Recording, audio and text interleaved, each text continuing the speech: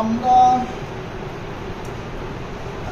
কিছু কথা শুনেছি, সত্যি এটা আমার সামনে বা আমার সাথে যারা আছেন এই লাইনে, হয়তো রাজনৈতিক কারণে একাধিক মতের থাকতে পারি আমরা, কিন্তু এটাই সত্য যে আজকে আপনি নিজে মনে যা চায় তাই বলতে পারতেছেন, যেভাবে খুশি সেভাবে বলতেছেন।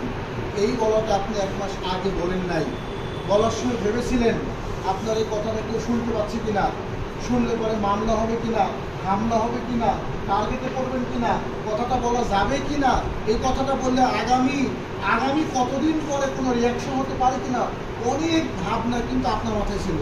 এই অনেক কিছু ভেবে আপনি কথা বলেছেন। যা বলার ছিল তা বলতে পারেন নাই, যা বলতে চেয়েছিলেন, যেভাবে বলতে চেয়েছিলেন আপনি পারেন না, কেউ পারে না। আজকে রিক্সাওয়ালা, চায়ের দোকানে মানুষ যখন কথা বলছে, ওই লোক কিন্তু 1 মাস আগেও কথা বলার আগে ভেবেছে চাষটা বাড়তো আছে কিনা, পাশে যে লোক চা খাচ্ছে না জানি আমার এই কথা শুনে সেই লোক কিছু মনে করে কিনা। বাক স্বাধীনতা, বলার স্বাধীনতা, একজন সাংবাদিক হিসেবে আপনি কথা বলবেন, তবু আপনাকে অনেক ভাবতে হয়েছে। চরম দুঃখের বিষয়, জাতীয় প্রেস ক্লাবের সভাপতি সেক্রেটারি আজকে দেশ ছেড়ে পালিয়েছে কেন? কোন পর্যায়ে একজন সাংবাদিক গেলে সরকারের পরিবর্তন হওয়ার কারণে জাতীয় প্রেস ক্লাবের সভাপতি সেক্রেটারিকে পালাতে হয়? এ জাতি যাবে কোথায়? একজন সাংবাদিকের বা জাতির জন্য লজ্জার এর চাইতে বড় কিছু আর নাই।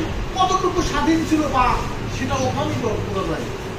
আমরা বলছি এগুলো আমাদের জন্য দুঃখের বিষয়। তো এই কিছু বৈষম্য ছিল আমাদের ভিতরে, আমরা যারা সাংবাদিকতা করি আমাদের কিছু বাধা ছিল। এই বাধাগুলো শেষ হয় নাই।